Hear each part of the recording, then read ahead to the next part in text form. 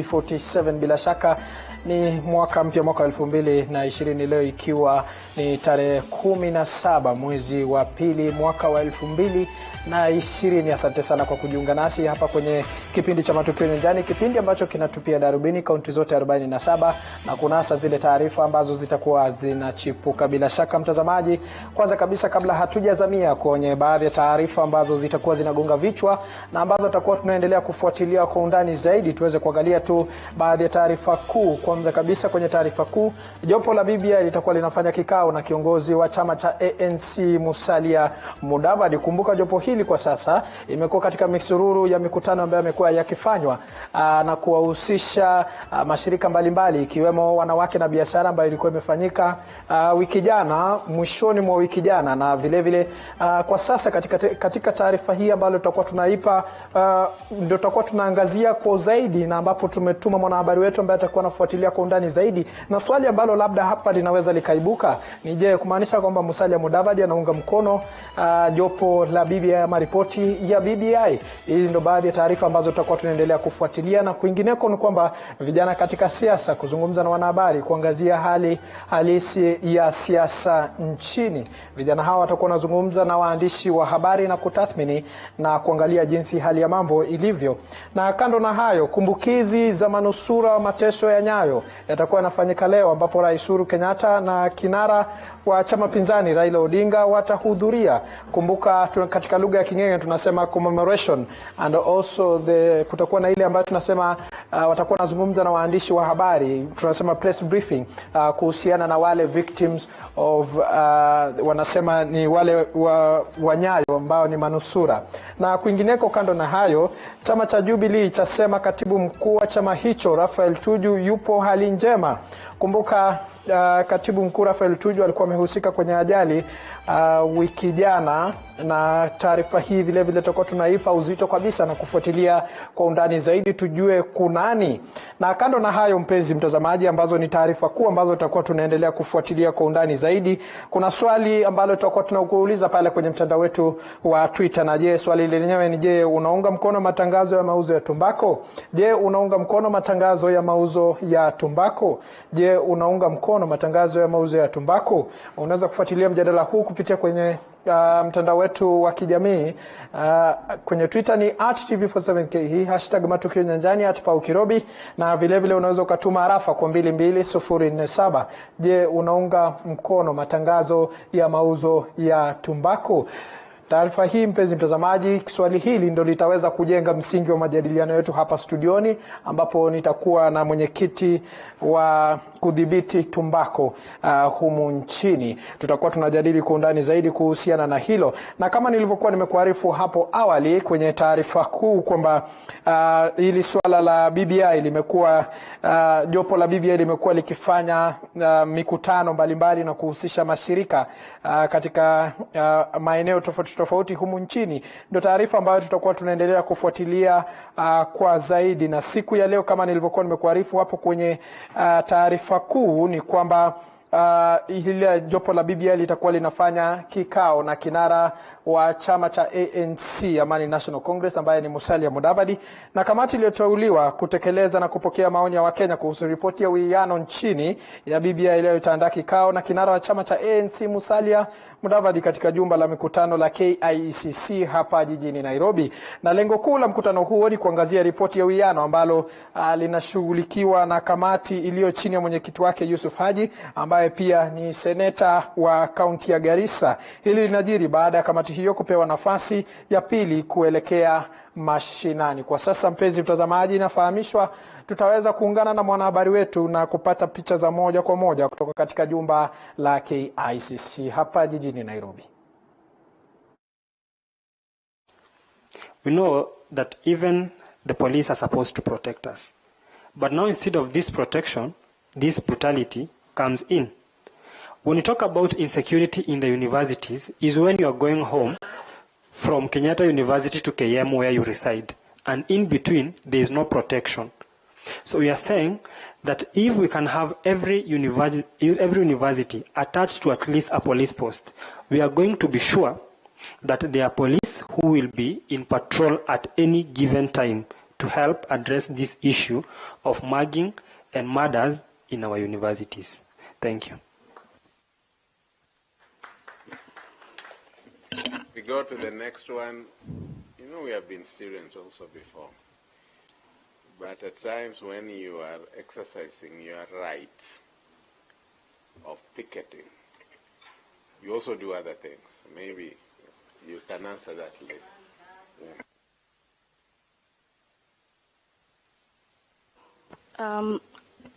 Before I even start talking about the University Amendment Bill Act on 2016, I would like to respond to Madam Agnes. She talked about responsibility. Sometimes we as students, not even student leaders, we sit down and say, it is time to say, ni jukumu yetu badala ya haki yetu. But then, when we come out and want to speak on matters students, very peacefully, police riot themselves. It's not students who riot. Because I'm a victim, and I can assure you that we came out of our university and went out of the university near the gate. We wanted to address the media. Nothing harmful. We wrote a letter that we will have a peaceful demonstration addressing ABCD, because apparently we had aired our grievances and issues to the administration, but they did not tackle. So the only way to go is that to show our seriousness is to call the media and address our issues, so that, for instance, the steering committee can see us on TV. So when we went out there to speak on behalf of students, now police start rioting by tear gassing us. We were harmless. We did not do anything, but they tear gassed us, they bet us, and they, oh my God, I don't know how to express this, but it really pains me, because whenever you want to explain yourself, you think it's the students who are really creating chaos and throwing stones. But now, if the police were protecting us when we were given the press, we wouldn't do anything to do with stone throwing and burning of cars.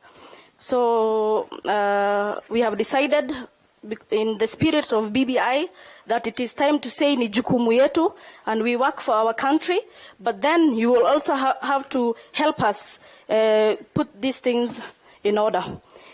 Talking on the University Act, Mr. Wako, and you talked about voters' bribery in the popular system of voting.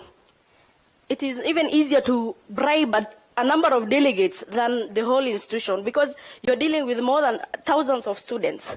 Now you're selling your ideas. Most of the students do not want money. They want to see, they want to hear your ideologies, what you have for students.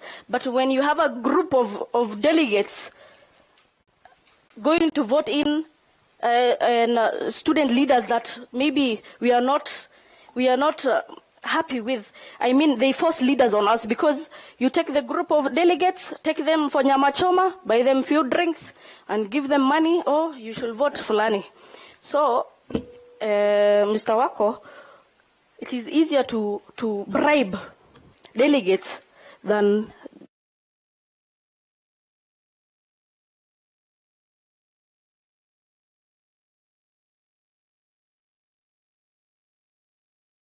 your question. Actually, Naam, kunradhi mpenzi mtazamaji kwa picha hizi ambazo zinakuja moja kwa moja kutoka katika makao makuu hapa KICC, Kenya International Convention Center hapa jijini Nairobi, ambapo kikao tayari cha BBI pamoja na baadhi ya vijana pale tunaoona, na vile vile kiongozi wa ANC Musalia Mudavadi, ambapo watakuwa wanafanya mazungumzo.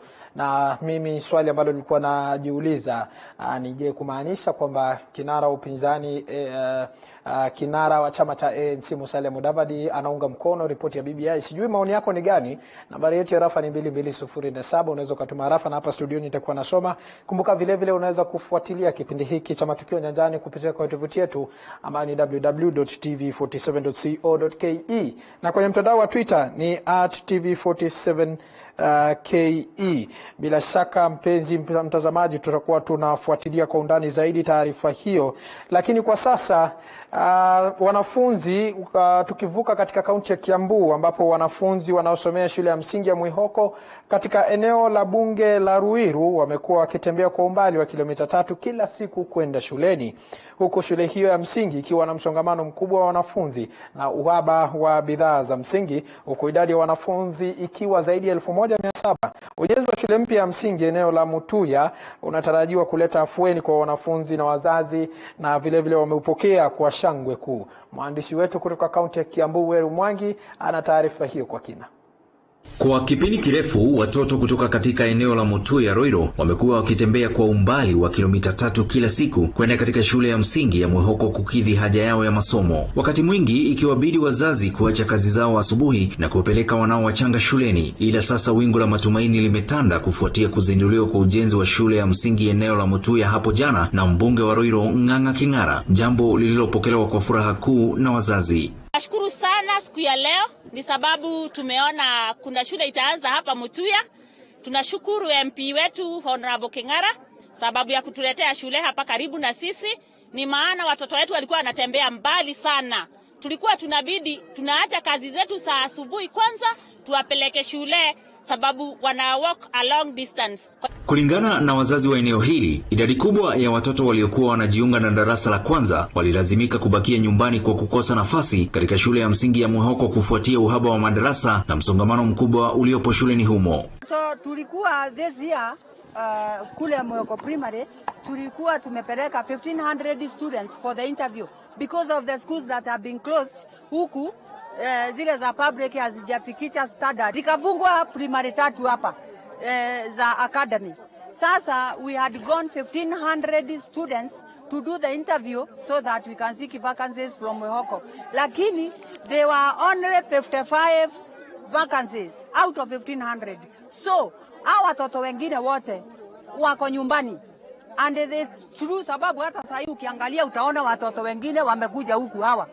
They have lacked school where they can school. Diwani wa wadi ya Mwihoko Benson Kamau amesema eneo hili lilikuwa limeachwa nyuma sana kimaendeleo, akisema wanashirikiana na serikali ya gatuzi la Kiambu na ile ya taifa kuona kuwa huduma muhimu zimewafikia wananchi. Sisi kama wakaaji tunatengeneza resident associations ambazo zinatusaidia kwa kurobe, na pia tunaweza kuweka mikakati katika both county government na katika national government, na tunakuwa tukiongeleshana katika kazi zote bila kuona ya kwamba ile miradi ambayo tunafanya haihitilafiani. Kwa upande wake mbunge wa Roiro Ng'ang'a King'ara amesema kuwa kufuatia idadi kubwa ya watu katika eneo bunge la Roiro watajenga shule zaidi ili kufanikisha elimu, ujenzi huu wa shule ya msingi ya Mutuya ukitarajiwa kutumia zaidi ya shilingi milioni 7. Na kama vile mnajua eneo bunge la Roiro liko na watu wengi sana, kwa hivyo hata wasomi ni wengi. Tuko na karibu watu 90,000 wale wanaenda shule katika eneo hili.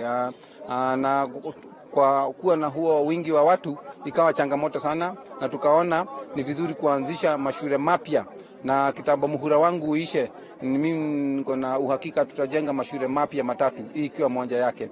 Vile King'ara amesema kuwa ujenzi wa shule hii ya Mutuya utakapokamilika utawapa wanafunzi wengi mandhari mazuri ya kusomea, akisema kuwa tayari madarasa 10 yanakamilika katika shule ya msingi ya Mweki iliyo na wanafunzi zaidi ya 4,000. Ikawaje tuko na mashule mengine yako changamoto sana kama pale Mweki Primary ambayo sasa hii na foundation tumesaidia serikali kutumia CDF, tumejenga madarasa 10 na iko na watoto zaidi ya 4,000 wakiwa katika shamba dogo sana 3/4 of an acre. Nikiripotia runinga ya TV47 kutoka Mutuya eneo bunge la Roiro, mimi ni Weru Mwangi. La shaka mpenzi mtazamaji, tunatumai kila kitu kitakuwa shwari katika eneo la Mwihoko ambalo linapatikana katika kaunti ya Kiambu. Kwingineko ni kwamba hali ya uvivu katika ziwa Victoria imekuwa ngumu kufuatia kuadimika kwa samaki, na licha wavivu wengi kuraukiwa ziwani, waambulia kukosa kabisa zile samaki. Hali hii imepelekea wengi kuishi kwa lindi la umaskini. Shughuli ya uvuvi katika ziwa Victoria imekuwa karaha kwa wavuvi, kwani kuadimika kwa samaki kumechangia pakubwa uchochole na kupelekea wengi wa wavuvi wa Usoma kuambulia kabisa kukosa riziki yao ya kila siku. Kulingana na wavuvi waliozungumza na runinga hii moja kwa moja, wamedai kumekuwepo na uvuvi haramu ambao wanahisi umechangia kwa asilimia kubwa upungufu wa samaki katika ziwa. Chanzo cha ukosefu wa samaki kwa Lake Victoria, kuna uvuvi mbaya wenye unaendelea kwa Lake Victoria. Wenye wanatumia wanavua uvuvi wa dagaa. Sasa neti hizo za dagaa zinasababisha uvuvi wa samaki unakuwa chini sana, kwa sababu wanakokota mpaka watoto wa samaki. Na ukisa kokota watoto wa samaki, hauna vile utapata samaki kubwa. Wavuvi wanavua na zile neti zingine ambaye sio mzuri, ambaye sheria inakataa, ambaye hawana uwezo wa kununua zile nzuri, lakini ni mbaya, sheria inataka hizo uvuvi mbaya zitolee. Aidha, wavuvi hao wanadai kumekuwepo na ulegevu wa maafisa wa kupambana na uvuvi haramu ambao wamekuwa wakishirikiana na baadhi ya wavuvi wenzao kuendeleza uvuvi haramu. Hata maafisa wa usalama wenye wanahusiana na uvuvi wakija kufanya doria, huwa wanafanya doria, na wakisika uvuvi mbaya wenyewe wanachukua hongo kwa hao wenye wanatumia neti mbaya. Wale pia wanashikwa na neti zile mbaya, na unapata wengine wanatoka. Unaona? Wanashikwa na wengine wanatoka. Sasa kushindwa wametoka sababu gani, ama neti yao imerudishwa kwa sababu gani? Kwa sasa hali imekuwa ngumu, huku wengi wakienda kuvua kurudi mikono mitupu. Leo nimeenda sijapata samaki. Sasa mategemeo yangu ni kesho. Ikiwa nitapata, nitakula. Naweza kuja na shilingi 3,000. Saa ingine nimepata samaki mmoja wa shilingi 200. Ni katika soko hili ufuoni mwa Ziwa Victoria hapa Usoma Beach, ambapo siku zote limekuwa tegemezi kwa wenyeji na wakazi wa hapa, kwani wamekuwa wakiendesha shughuli zao za kuuza samaki na vilevile kuchoma. Ila sasa limebakia mahame, kwani kuna ukosefu wa samaki. Daniel Dembede, TV47, kaunti ya Kisumu. Na bila shaka mpenzi mtazamaji, ndivyo hali ilivyo katika Ziwa Victoria, maeneo ya Kisumu. Taarifa hiyo kutoka kaunti ya Kisumu. Kwa sasa mpenzi mtazamaji, itatupeleka katika mapumziko mafupi, lakini tukirejea tutakuwa tunakuja na mengi zaidi na kutua katika kaunti tofauti tofauti. Mimi ni mtangazaji wako Paul Kirobin, ambaye amekuwa kitafsiri katika lugha ya ishara, anafahamika kama Angel Lois. Kwa sasa tutachukua mapumziko mafupi, lakini tukirejea tunakuja na mengi zaidi. Usiende mbali. Kumbuka, baada ya taarifa hizi tutakuwa na majadiliano hapa studioni kuhusiana na hili swala la tumbako, na unaweza ukatuma swali lako kwa 22047 ama kufuatilia mjadala huu kupitia kwa tovuti yetu ambayo ni www.tv47.co.ke. Lakini kwa sasa tuchukue mapumziko mafupi.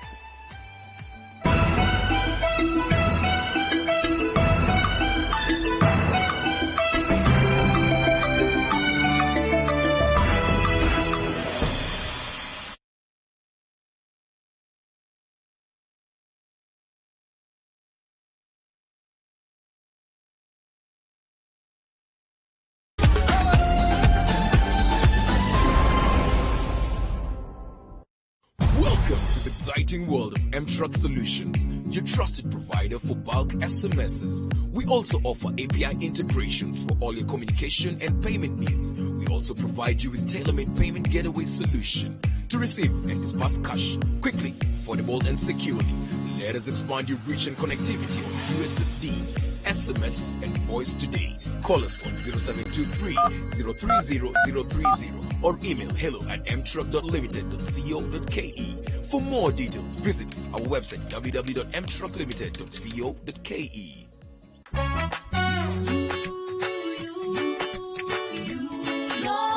Kila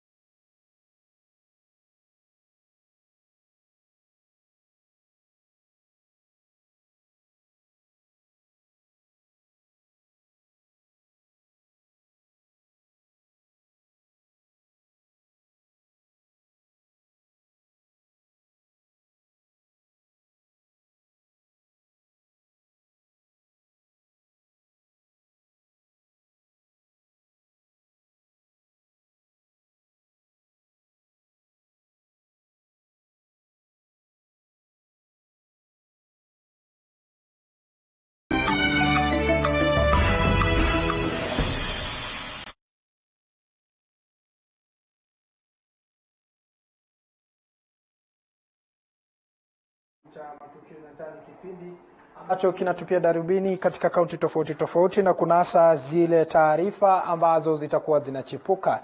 Na kama nilivyokuwa nimekuarifu hapa awali kutoka kaunti hiyo, kwa sasa tutavuka hadi kwingine ambapo mwili wa balozi wa Kenya nchini Sudan Kusini ambaye ni Chris Mburu aliaga dunia jana akiwa nchini humo uliwasili nchini. Chris aliaga dunia kutokana na mshtuko wa moyo. Wizara ya masuala ya nje ikiongozwa na Rachel Omamo walipokea mwili huo na tayari shughuli ya kupanga mazishi inaendelea.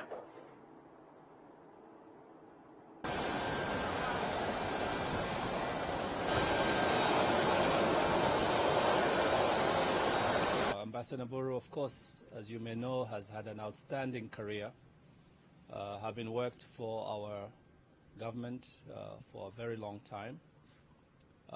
He has served on many posts, both abroad in Geneva, in South Sudan, here in Nairobi.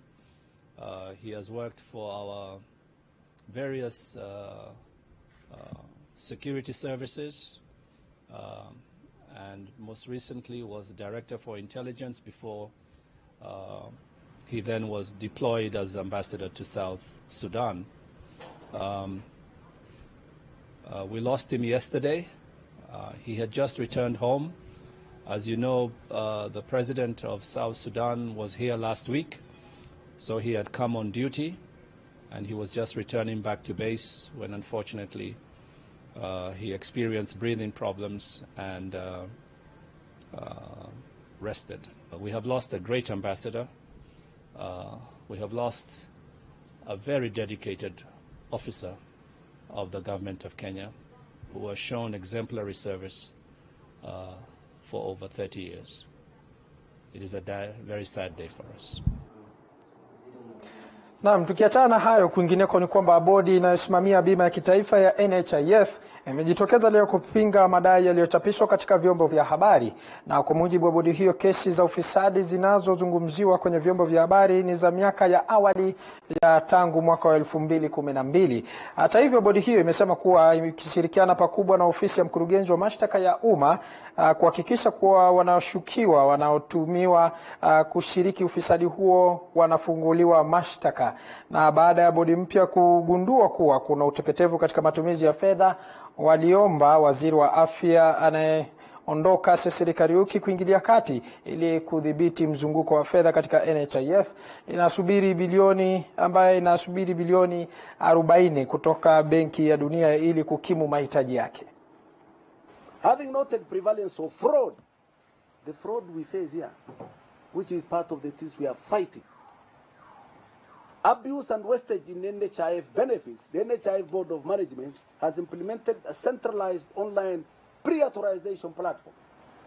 Never before. Using a care center model based at the headquarters in January 2020. Just last month. We need to inform the public of the benefits, the struggle we are going through to sanitize the situation. This has not only reduced abuse, but also improved efficiency and increased customer satisfaction. Instead of these street cowboys, go and talk to the mamas on the ground. See how people benefit from NHIF. That mama Mboga, Wanjiku, the benefit they get from NHIF is incredible. There are people here within urban centers, what we call advanced selection. Mtu analipa 500. You know the waiting period is 60 days. This month analipa 500. This next month analipa 500. Hiyo ni ngapi? 1,000. 60 days has ended, the waiting period is over, he puts NHIF on notice that there is trouble, kumbe somewhere. He came to NHIF because this is what they call medical terms advanced selection. Kumbe yuko shida huko. ndio utata ambao mpaka kwa sasa bado unaendelea kushuhudiwa kuhusiana na bima ya NHIF. Kwingineko ni kwamba wakulima wa maembe kutoka bonde la Kerio, hususan kaunti ya Elgeyo Marakwet na ile ya Baringo, sasa watanufaika baada ya kiwanda cha kusaga na kutengeneza maembe kinachogharimu milioni 13 kukamilika. Kiwanda hicho kinatarajiwa kutoa suluhu kwa wakulima hao ambao wamekuwa wakipoteza mamilioni ya pesa kwa kukosa soko la matunda hayo.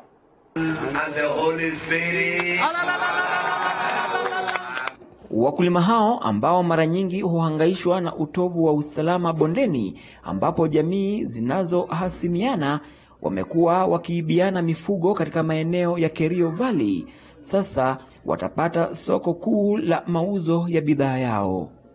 We are very happy that one mango will be actually bought at the price of 12 shillings each. That is the price that we have agreed with the farmers. And for now, we are only buying apple mango. And we are actually trusting God to get another market for other varieties. Na itasaidia wakulima ambao ni wakulima wa maembe. Area hii tumeanza kupanda maembe aina mingi. Lakini siku ya leo tumepata market ama soko la mwembe aina ya apple. Maeneo kama Sambirir, Aror na Soi yamekuwa na miundo msingi mbovu licha ya kuwa na ardhi pevu ya kukuza miembe. Serikali ya kaunti ya Elgeyo Marakwet na serikali ya Japan wameweka mikakati kabambe ya kuhakikisha wakulima wananufaika pakubwa.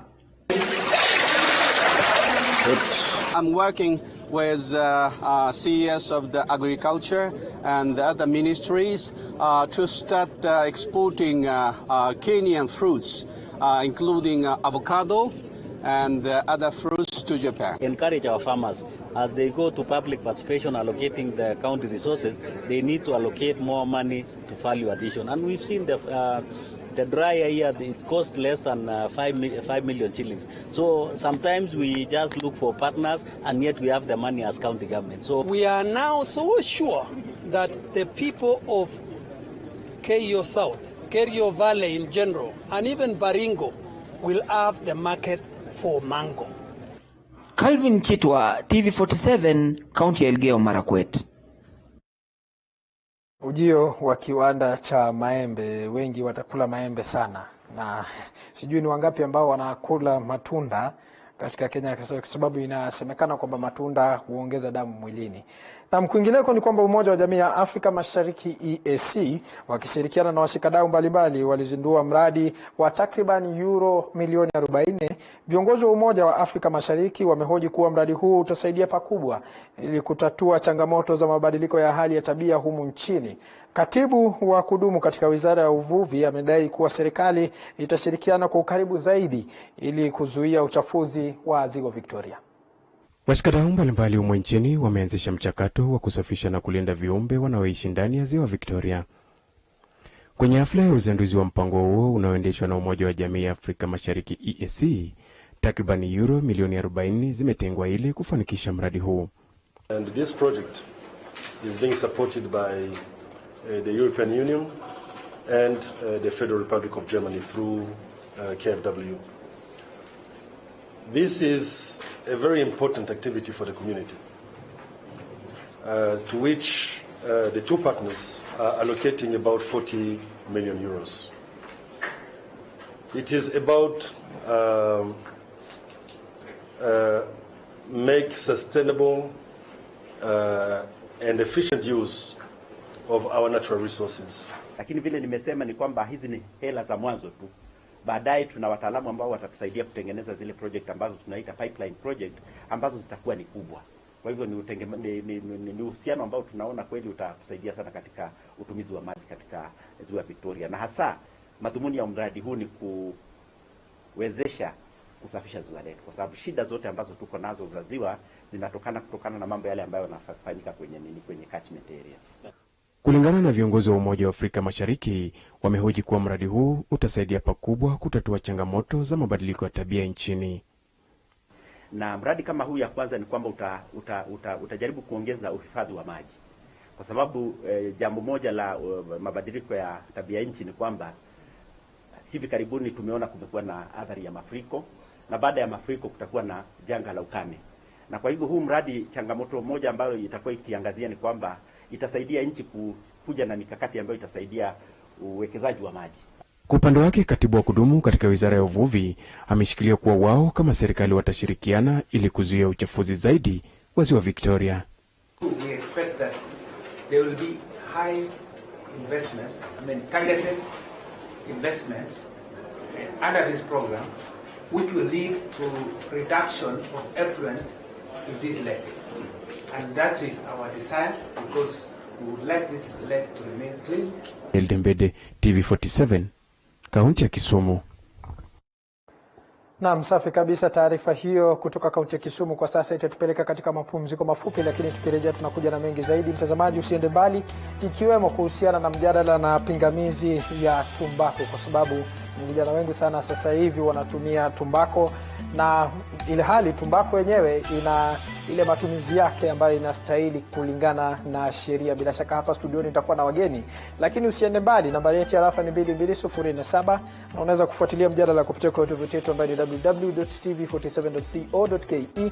Kwenye mtandao wetu wa kijamii Facebook ni TV47 Kenya, kwenye Twitter ni @TV47KE #Matukio Nyanjani. Asante sana.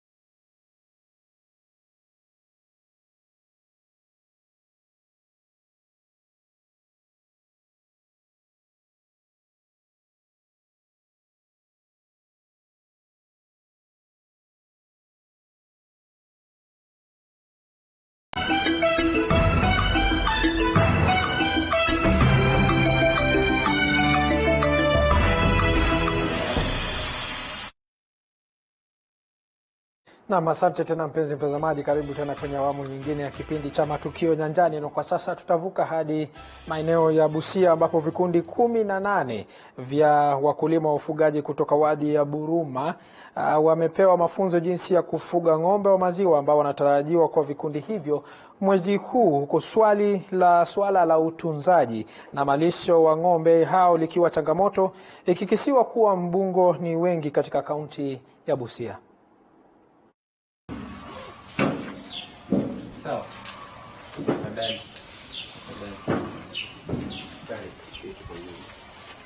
Ndio unasema mambo ya chakula ni nzuri, mkulima huwe na chakula. Wamekuwa na hizo mifugo ambazo za kienyeji. Sasa tumeonelea kwamba tunataka tuwainue kidogo kutoka kwa ile kiwango ambacho walikuwa wanapata kwa hiyo mifugo yao ya kienyeji, wakiendelea na hizi ng'ombe ambazo zinakuja za grade ama process, ili pia iweze kuinua wakati wa mazalisho ya maziwa. Itakuwa mzuri kama hawa wafugaji wanajipanga kwa muda kabla hawajapata huu ng'ombe, watengeneze chakula yao, wapande, waweke ile ambayo inaweza lishwa wakati wa kiangazi, kama kiangazi ambao huwa inakuja.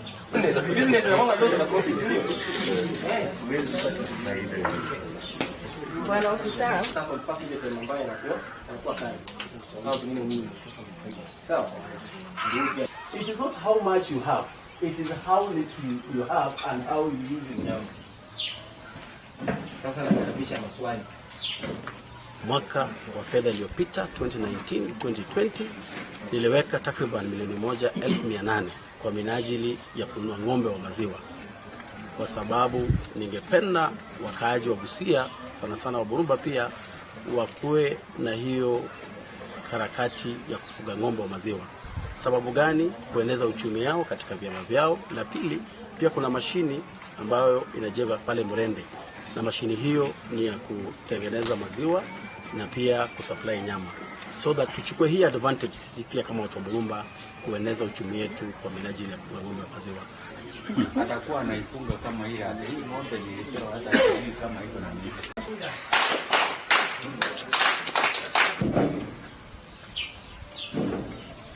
Pendekezo langu ya kwamba Department of Agriculture ipatie hawa wafugaji hata kama ni nusu eka kwa minajili ya kupanda nyazi ya kulishe, iwe lishe ya hizi mifugo zetu. Hizi ng'ombe tayari ziko tayari, anytime supply atazileta. Ukulima inalipa. Juzi nimegawa mbegu ili wakulima wapande mahindi. Leo hii tumekuwa na mafunzo ya vyama kufunzwa jinsi ya kufuga ng'ombe wa maziwa. Na mwaka wa fedha ambao tuko sasa hivi tumeanza kutengeneza hii. Pia ningependa kupendekeza kuweka kuku wa grade na kuku wa kienyeji na hata mbuzi wa maziwa, ili wananchi wa Buruma wabobee katika masuala ya kulima. Chea kinaitwa activity ya kufugaji katika chama hili. Sawa.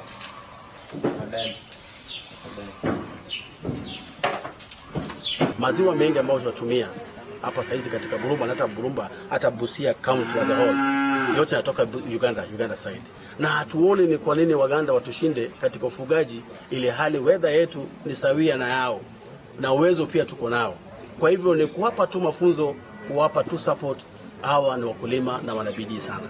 Maziwa mengi tulikuwa tunatoa Uganda na ila kutoka sehemu mbalimbali, lakini kwa kuonelea kwetu ya kwamba sisi pia tuko na ile uwezo wa kufuga mifugo ambao wanatoa pia maziwa kama wale wengine. Tuko na watu wetu ambao watanunua hiyo maziwa. Hapo wapangaji wananunua maziwa kutoka Uganda, inazungushwa hapa. Saa nyingine nawekwa maji, lakini yetu ikiwa mazuri tutapata faida.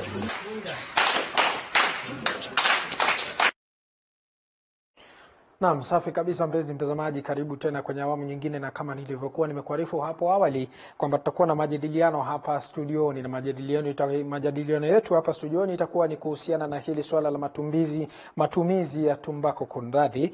Na ukiangalia kwa sasa, kutokana na shirika la WHO ambalo lilikuwa limefanya utafiti, ni kwamba watu takriban bilioni 1.1 ni watumizi wa tumbako. Na kuna swali ambalo tulikuwa tunauliza pale kwenye mtandao wetu wa Twitter, na swali lenyewe likawa ni je, wewe unaunga mkono matumizi, je unaunga mkono matangazo ya mauzo ya tumbako? Je, unaunga mkono matangazo ya mauzo ya tumbako? Unaweza kufuatilia mjadala huo kupitia kwenye tovuti yetu ambayo ni www.tv47.co.ke, na kwenye mtandao wa Twitter ni @tv47ke, #Matukio Nyanjani, @paukirobi, na bila shaka nitakuwa nasoma zile ujumbe ambazo zitakuwa zinaingia pale kwenye mtandao wetu wa Twitter. Hapa studioni ninao wageni, na ambaye ameketi karibu nami anafahamika kama Joel Gitahi, ambaye ni mwenyekiti wa kudhibiti tumbako nchini, mwenyekiti wa shirika la kudhibiti tumbako nchini, na ambaye ameketi upande wa mwisho kule anafahamika kama wakili Murimi, kama sijakosea. Asanteni sana na karibu sana kwenye studio zetu za TV47. Lakini kwanza kabisa, kabla hatujaingia kwenye majadiliano na kuchanganua hili swala la matumizi ya tumbako, hebu tuweze kutazama taarifa hii ambayo mwanahabari wetu Zipora Siokawa alikuwa ameandaa hapo awali. Kulingana na mwenyekiti wa muungano wa kudhibiti tumbaku John Ligali, alisema kwamba mashindano hayo maarufu Battle of the Minds yanayodhaminiwa na kampuni ya tumbaku ya British American yamekiuka sheria ya tumbaku ya mwaka 2007 kwa vile inakataza kupigia debe bidhaa za tumbaku kupitia udhamini. Promises those that are involved that it's going to give them scholarships to universities all over the world. They can go to any university and it will pay for them. And then after that, given jobs, internship, and what have you. So we are saying that this is wrong. It's not supposed to get involved in sponsorship. It's not supposed to be involved in promotion. It's not supposed to be involved in advertising. Vilevile washikadau wamesema kwamba hatua hiyo inawatia kwenye hatari vijana kwa kuhusisha kwa bidhaa za tumbaku. We are really concerned about what BAT is doing to the young students. Tobacco use is the #1 risk factor for cancer, and it is linked to over 16 types of cancers, with over 20% global cancer deaths. So it is quite alarming when we see BAT luring our young people to tobacco use, because then they'll be predisposed to diseases very early in life. Sheria ya tumbaku ya mwaka 2007 kifungu cha 26 kipengele cha kwanza inaeleza kwamba ni haramu kwa mtu yoyote kufanya matangazo ya tumbaku au bidhaa za tumbaku kwa njia ya kuandaa, kuuza au kudhamini shughuli au tukio lolote, iwe katika elimu, burudani, michezo na kadhalika. Kipengele cha pili kinaeleza kwamba iwapo mtu atapatikana na hatia atalipa faini isiyozidi shilingi 1500 au kufungwa gerezani kwa muda usiozidi miaka 3 au zote. Kulingana na washikadau hawa wa kudhibiti tumbaku, uhalifu katika sekta hii umeendelea kwa sababu ya ufisadi. All these violations are there mainly because those who are supposed to be enforcing the law are compromised. Maisha ya Wakenya haswa kwa vijana yamekadiriwa kuwa hatarini iwapo hatua kali za kisheria hazitachukuliwa dhidi ya wanaokiuka sera. Nikiripotia TV47, mimi Zipora Umile, Nairobi. Naam, bila shaka mtazamaji umepata taarifa kutoka kwa mwanahabari wetu Zipora Siokawa. Ndio hali ya mambo ilivyo hapa nchini, na bila shaka hapa studioni na wageni, na tutaanza kuchanganua mada hiyo kuhusiana na swala la matumizi ya tumbako. Na kuna swali ambalo nilikuwa nakuuliza pale kwa mtandao wa Twitter: je, wewe unaunga mkono matangazo ya mauzo ya tumbako? Na swali hilo vile vile, je, unaunga mkono matangazo ya mauzo ya tumbaku? Unaweza kufuatilia mjadala huo na kutuma rafa kwenye mtandao wa Twitter @tv47ke, #Matukio Nyanjani, @paukirobi, na nitakuwa nasoma zile arafa ambazo zitakuwa zinaendelea kuingia. Na bila shaka kwa sasa tunaingia moja kwa moja kwenye majadiliano yetu, na hapa ninaye mwenyekiti ambaye anafahamika kama Joel Gitahi. Naam, bwana Joel Gitahi, tunafahamu kulingana na taarifa hiyo kwamba mauzo ya tumbako kupia hayastahili, na ukiangalia vijana wengi wamekuwa wakitumia tumbako. Je, wewe mchango wako ni upi? Kwanza kabisa unaunga mkono mauzo ya tumbako? Kwanza nirekebishe, jina ni Gitali, sio Gitahi. Samahani. Yeah, Gitali, L-I. Now, mimi pamoja na shirika langu na washikadau wengine hatuungi mkono mauzo ya tumbako. wala matumizi yake, hata upanzi.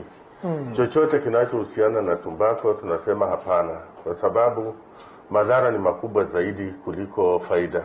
Sasa ukiangalia hasa wakati huu ambapo tunazungumzia sana mambo kuhusiana na magonjwa yanayoweza kuzuilika na ambayo yanasababishwa na mambo mengi, lakini kitu ambacho kinaongoza kwa hayo yote ni matumizi ya tumbaku, kuanzia shambani mpaka viwandani, madukani na matumizi kwa ujumla.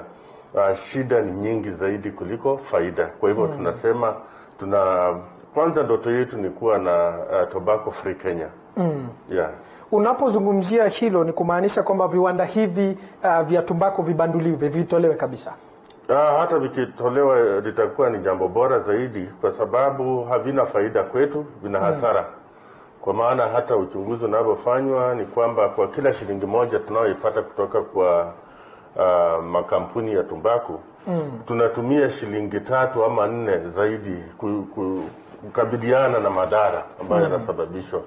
Sasa unakuta hasara ni kubwa kuliko faida. Ukianzia kwa mkulima, uangalie hata vile tunavyoongea, kwanza zile ajenda kuu 4 za rais ama za nchi ambazo tunashughulika nazo kwa sasa ni kama zinarudishwa nyuma kabisa na tumbako. Kwa maana tunaongelea food security. Ukiangalia maeneo ambako tumbako inakuzwa, huwezi ukapanda mimea ya chakula. Kwa hivyo watu wanakosa chakula kwa sababu ya tumbako. Na unajua matatizo yanayoletwa na ukosefu wa chakula. Ukiangalia mambo mengine kama upanzi wa pamba ulikuwa unafanyika sehemu za magharibi mwa Kenya. Sasa hakuna upanzi huo, na viwanda kama Rivertex vimefufuliwa tena, vinahitaji malighafi. Sasa tunatoa malighafi kule Uganda tukiingiza Kenya, na tunaweza kupanda pamba yetu wenyewe kule sehemu za Bungoma, sehemu za Busia. Sasa tunafanya mambo, na hasa jambo linalohusiana na universal health coverage. Shikilia hapo kidogo. Na bwana wakili, sijui kama wewe utakubaliana na kauli ya bwana Joel Gitali kama alivyosema hapo awali kuhusiana na hili swala la hata mashirika haya yakiweza kubanduliwa hayana faida yoyote, na yale ambayo sisi tunasafirisha kule nje kama zile ambayo mimea ambayo sisi tumepanda, mojawapo ikiwemo ni swala la tobacco. Wewe unaunga mkono kauli yake kuhusiana na kile ambacho anasema, lakini kwa sasa shikilia hapo kidogo. Kwa sasa mpenzi mtazamaji, nafahamisha tuweze kuvuka moja kwa moja katika KICC, eneo la KICC ambapo jopo la wiano la BBI litakuwa linazungumza na kiongozi wa ANC Musalia Mudavadi. Kumbuka jopo hilo limekuwa likifanya mikutano na mashirika tofauti tofauti ikiwemo wanawake katika biashara na vile vile Multi Agency Forum, ili kuweza, wanasema katika lugha ya King'enge kwamba ni kuvalidate ama kutathmini katika lugha ya Kiswahili. Kwa sasa wacha tusikize kile ambacho kinaendelea.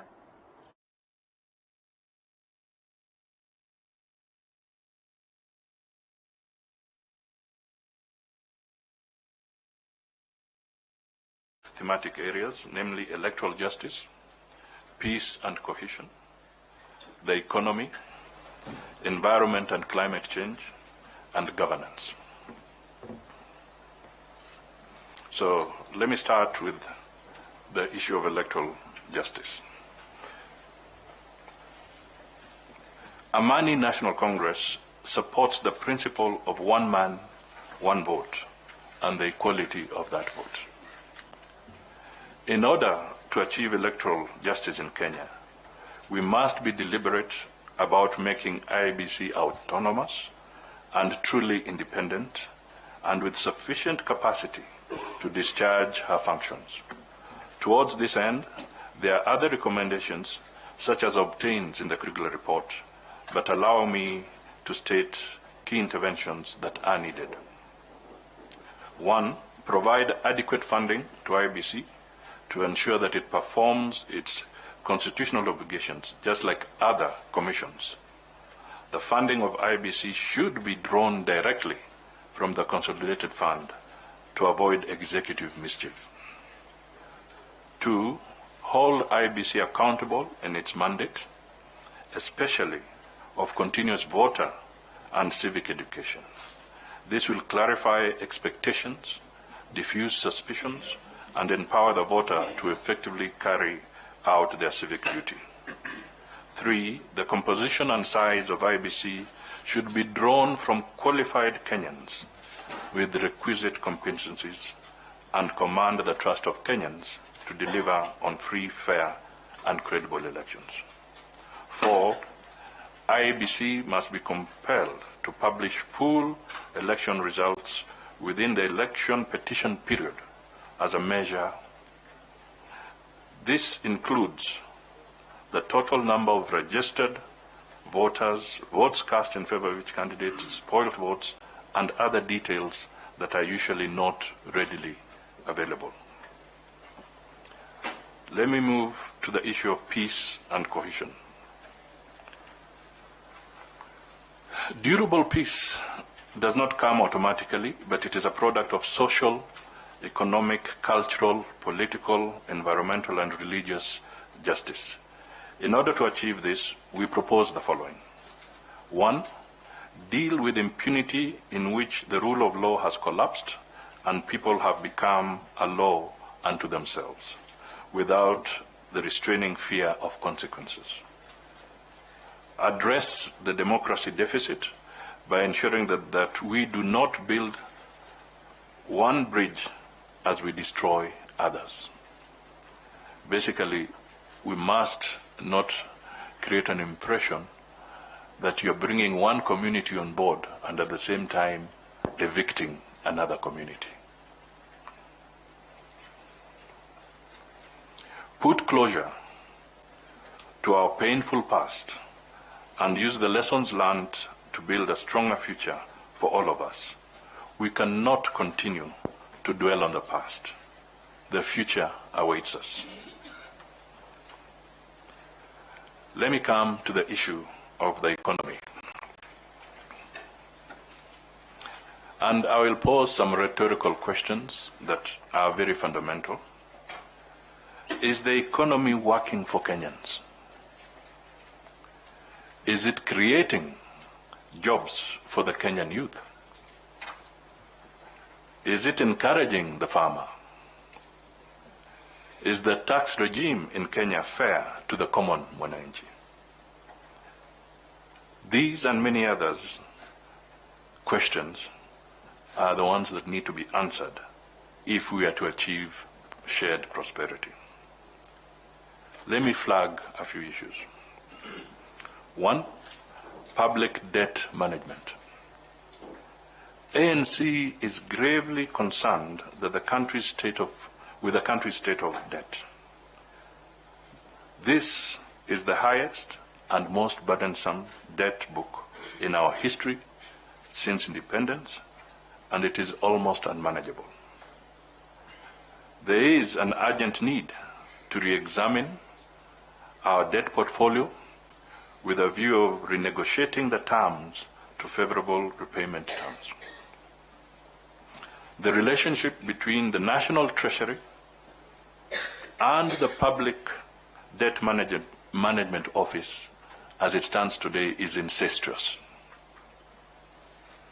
The latter ought to have a sense of independence and autonomy in the management of public debts and report to the public through Parliament on national debts, but under the current dispensation, this is not happening.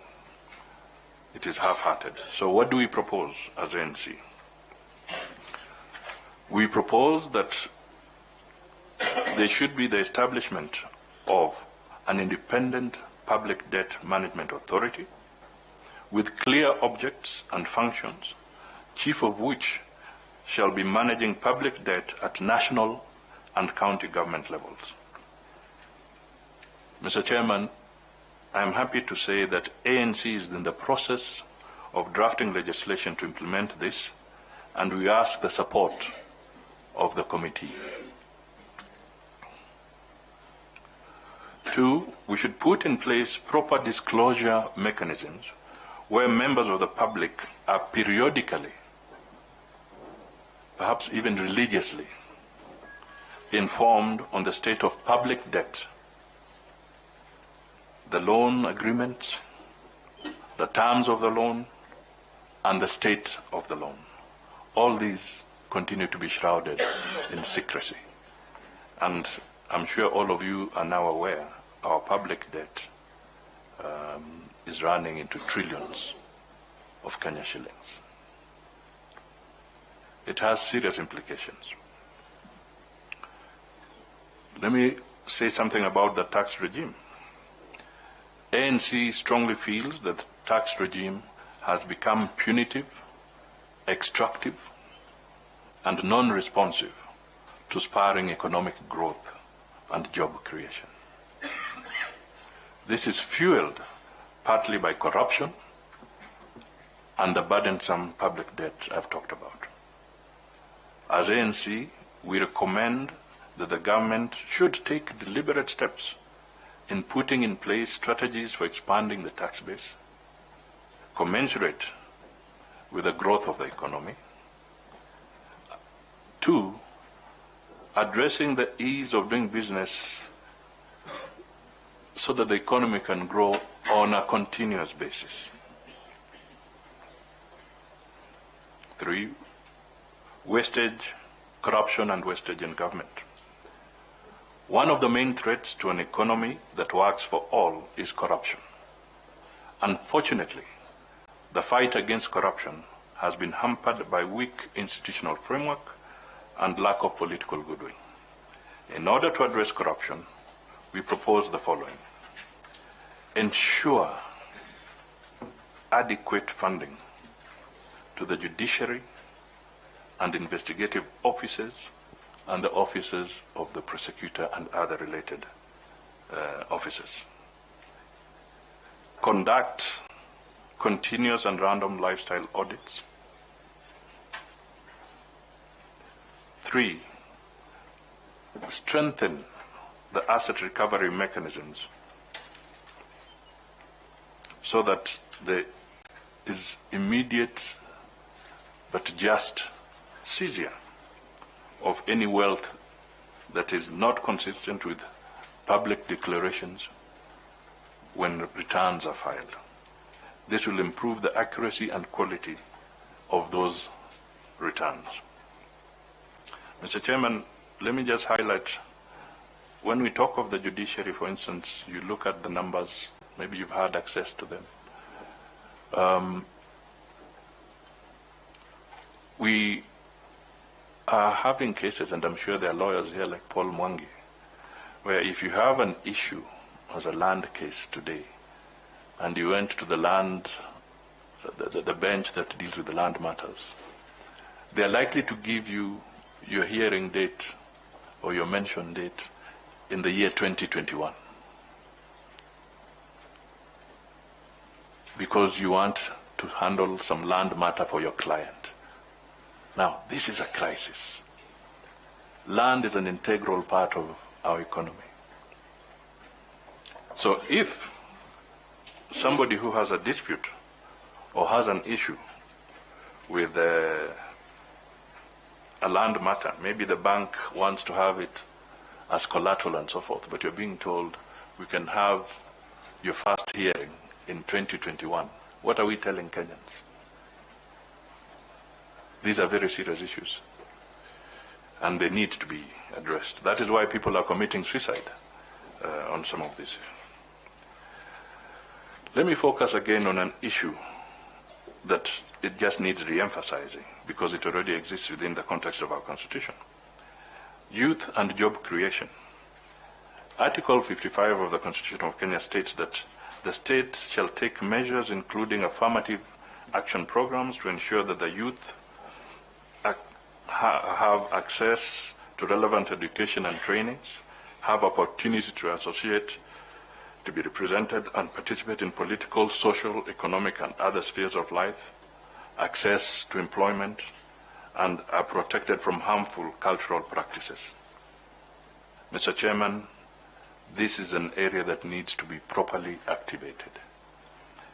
We keep on hearing of funds, one after the other, the youth fund, the women fund, and so forth.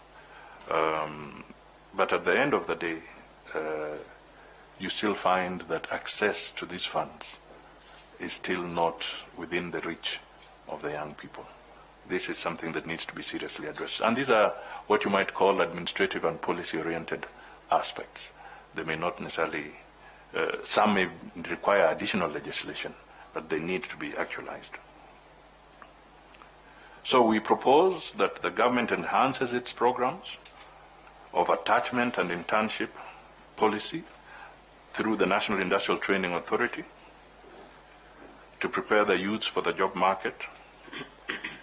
The government initiates partnerships with the private sector to maximize opportunities for youth through deliberate incentives. This could be even some tax support programs to allow companies to employ.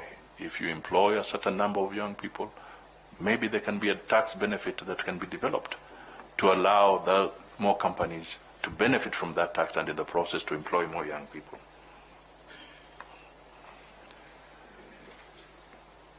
We must continue to mainstream. Mtazamaji, hizo ni picha za moja kwa moja kutoka KICC ambapo kiongozi wa ANC Musalia Mudavadi pamoja na vile namuona pale Barack Muluka tayari wanawasilisha mapendekezo yao kwa jopo la uwiano BBI. Kumbuka mikutano kama hizi imekuwa zikifanyika wiki jana na vile kuwajumuisha wale ambao wanasema ni wanawake katika biashara, the women in business, pamoja na ile ambayo inafahamika kama multi agency forum ambayo tayari ilikuwa imefanya kikao na jopo la uwiano la BBI na kuwasilisha mapendekezo. Kumbuka mchecheto wa BBI kwa sasa umeshika kasi katika kaunti tofauti na kuna wale viongozi ambao wanapigia upato na imeendelea kupata pingamizi katika maeneo tofauti, lakini hatima ya BBI itakuwa ni gani baadaye? Namba yetu ya arafa ni 22047.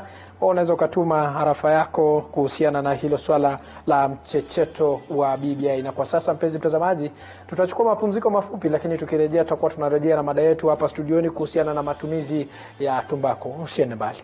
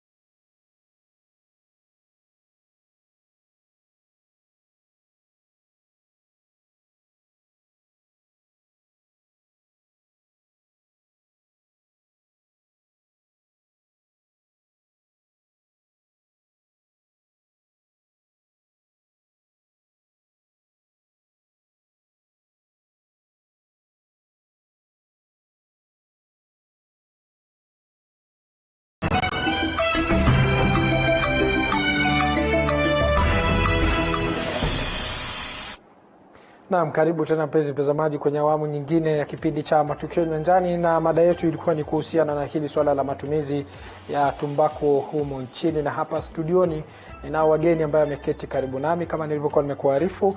Anafahamika kama Joel Gitali ambaye ni mwenyekiti wa kudhibiti tumbaku nchini, na upande wa pili tunaye Murimi Karani ambaye ni wakili hapa jijini. Na bwana Murimi Karani, hapo awali kulingana na mwenyekiti alikuwa amesema kwamba matumizi ya tumbako, wale ambao wanatumia kwa njia mbaya ni wengi kuliko, na ukiangalia manufaa ambayo sisi kama taifa tunapata kutokana na mmea huu wa tumbako ni kidogo sana, na akawa amependekeza kwamba ingekuwa bora zaidi iwapo mashirika haya ikiwemo British American Tobacco iweze kuondolewa. Je, wewe mtango wako ni upi? Unakubaliana na kauli yake kwamba tupige vita kabisa mashirika kama haya, ama tuifanye kwa njia ipi ili tuweze kuhakikisha kwamba wale ambao wanatumia vibaya tumbako waweze kupunguza? Kidogo nitakatana na kauli hiyo. Na kwamba niseme kwamba kwanza kuna ile kitu ambayo tunaitwa freedom of trade, na kwamba hawa ni wanabiashara ambao wako hapa nchini. Na ile kitu ambayo tunafaa tukue tunafanya ni kutafuta jinsi ambavyo sisi kama taifa tutapata zile faida kutoka kwa hizi kampuni ambazo zina operate hapa nchini. Naam, shikilia hapo kidogo. Na bwana mwenyekiti, umesikiza vizuri kutoka kwa Murimi Karani. Wewe sijui kama unakubaliana na kauli yake kwamba tunaweza tukaifanya, hatuwezi tukaipiga vita na kusema kwamba ibanduliwe, lakini tunaweza tukaitumia, tukaigeuza kwa njia ambayo italeta manufaa katika taifa la Kenya. Kwanza kabisa nifanye rekebisho kidogo pale. Kwa maana si kusema tupige marufuku viwanda viondolewe nchini vya tumbaku. Lakini jambo ambalo nimesema ni kwamba ikiwa hilo linaweza kutendeka ni bora zaidi. Ni bora zaidi. Ni kama ndoto ambayo tuko nayo. Ni bora zaidi. Tobacco free Kenya. But for now, kwa sababu ni makampuni ambayo yamepewa leseni kufanya kazi kihalali katika nchi. Na hata upanzi wa tumbako bado ni kitu ambacho ni halali. Kuna sheria ambayo imewekwa, sheria ya kimataifa WHO FCTC. Na kuna sheria kama hiyo, unajua, kwa sababu Kenya iliratibu sheria hiyo, ilitia sahihi na ikapitisha sheria hiyo, na tukiweka sahihi sheria za kimataifa zinakuwa sheria zetu pia. Kwa hivyo sheria hiyo inastahili kutekelezwa kikamilifu. Kumaanisha kwamba sasa haijatekelezwa kikamilifu. Haitekelezwi kikamilifu katika nchi yetu. Bado tunarega vile Rais Mustafa alivyokuwa akisema, tunazembea mno. Hatufanyi mambo jinsi yanavyostahili kufanywa. Kulingana na hiyo sheria, sisi tuko mbali kabisa, ingawa tumeweka kiwango cha juu kimataifa ukilinganisha na wengine. Tumejaribu, lakini sisi wenyewe tukiangalia bado tuko chini kiasi. Bado tuko chini kiasi.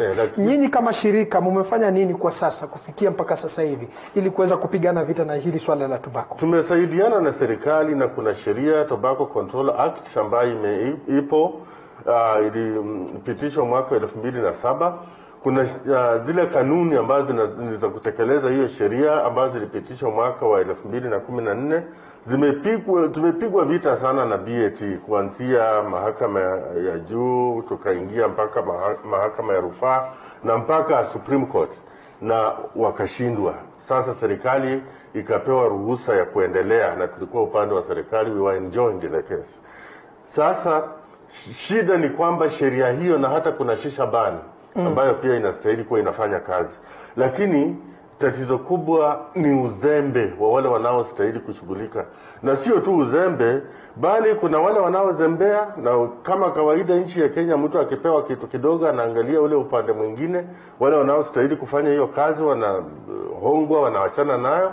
Umesikia hata wakati mwingine ikisemwa wazi katika vyombo vya habari, kuna viongozi wetu wa kisiasa na wengine ambao wanafanya kazi za vyeo vya juu katika utumishi wa umma ambao wamewahi kuhongwa na makampuni ya tumbaku. Kwa hivyo kuna hayo matatizo ambayo ni changamoto ambazo tunastahili kupambana nazo. Na niseme jambo hapa kwanza kabla hatujaenda mbali. Kila mvutaji unayemuona katika nchi hii, Jaribu kumuuliza alianza kuvuta akiwa na umri upi. Wao wameanza kuvuta wakiwa watoto, minors. Na kwa hivyo they are victims. They don't do it by choice. Mtoto anapoingia katika jambo fulani ambalo analiona watu wazima wakilifanya, huyo mtoto hutasema ana uwezo wa kufikiria na kujiingiza huko. Yeye ni kama madhulumu wa kijamii. Anawaiga wale wakubwa, anaingizwa ndani ya hivi vitu kupitia kwa matangazo, kwa mitandao, njia mbalimbali zile ambazo zinatumiwa na hawa wahalifu ambao wanafanyia makampuni kazi ili kuwaingiza vijana katika uraibu. Sasa hakuna kusema ya kwamba mtu mzima ambaye anavuta sigara anavuta kwa hiari. Kwa sababu huyu ni mtu amefungwa, huyu ni mtu ambaye yuko jela. That is why when the Ministry of Health nowadays treats addiction as a disease. Shikilia hapo bwana wakili, naona una jambo. Ndio. Nilikuwa nataka kukataana na kidogo na kusema kwamba kila anayetumia saa hii alianza akiwa utotoni. Kuna wengi pia ambao walianza katika wakiwa watu wazima. Na la pili niongeze ya kwamba ile campaign ambayo inafai kuwe inaendelezwa sana ni kwamba ni ya kuhakikisha kwamba wale ambao tuna consider minors, wale watoto ndio hawapati ile nafasi ya kuinteract na hii na all these things until wafike ile age of majority. Lakini ya kwamba tukisema akifika akikuwa mzima tunasema alipatiwa akiwa mdogo, kwa hivyo ni sio hiari yake, kidogo nitakataana nayo.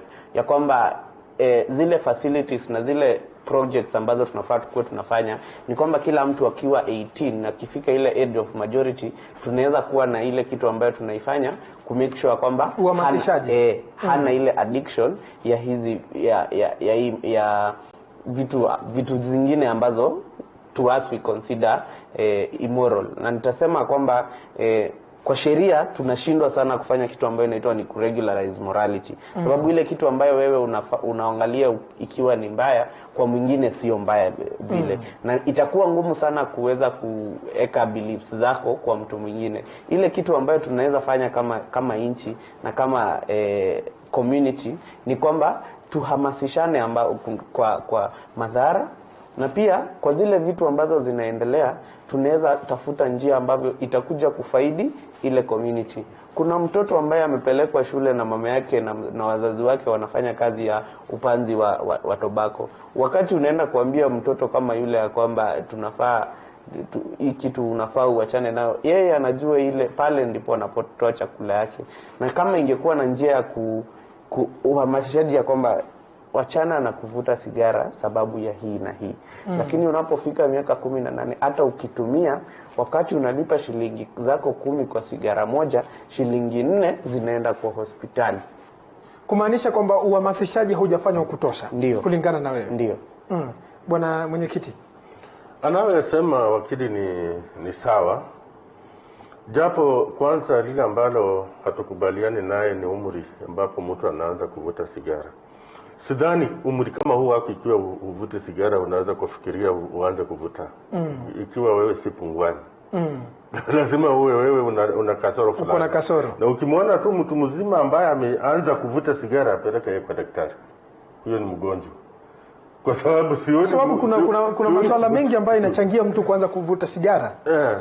Umesikia mara nyingi watoto wameshikwa kwa shule, wengine hata kwa basi wakifanya vituko, wanavuta, wanapatikana na hivi vitu. Lakini kupata tu mtu mzima mwenye akili zake ameanza kujiingiza kwa sigara, pengine pombe. Lakini sigara na madhara yake haya, alafu mtu mwenye akili zake ajiingize ndani, huyo lazima mumsaidie sana aende apate matibabu. Na hili swala la uhamasishaji, bwana wakili anasema kwamba hamjafanya vya kutosha. Nini ambayo imekuwa ni kizuizi? Na hapa sasa hivi umetaja kuhusiana na swala la watumizi ambao ni wanafunzi katika labda vyuo vikuu na shule za upili kutumia matumizi ya tumbako. Nini ambayo imewafanya nyinyi kukosa kuhakikisha kwamba uhamasishaji unafika katika vyuo vikuu? Wacha niseme hivi. Kwa sasa ukiangalia utakuta na utaambiwa na wataalamu ya kwamba kitu ambacho kina uraibu wa hali ya juu kwa vitu vyote kwa saa hii ni nikotini. Nicotine is the most addictive substance today. Mtu anaweza kuwa anavuta bangi, anavuta sigara, anakunywa pombe. Ataacha pombe, aache bangi. na atajificha kwa choo akivuta sigara. Kwa sababu ni kitu ambacho kina uwezo mwingine wa kushika mtu mpaka mtu anashindwa kabisa kuacha.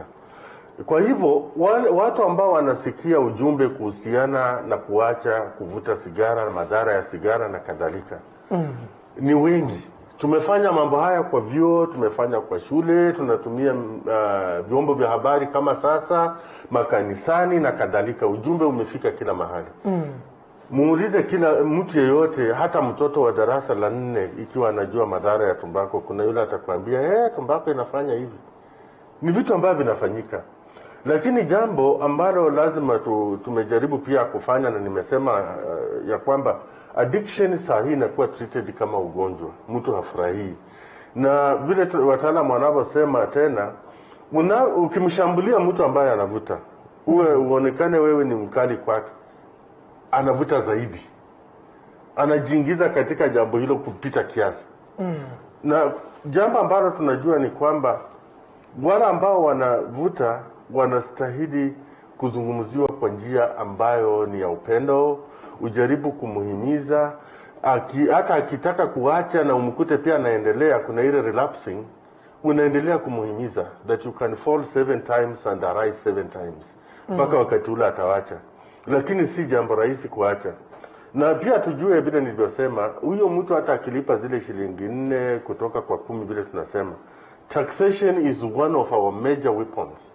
Tunasema serikali iongeze bei. In fact, according to the WHO, 70% of what you pay for cigarettes is supposed to be taxed. Ili sigara kama ni shilingi 10, shilingi 7 ni tax.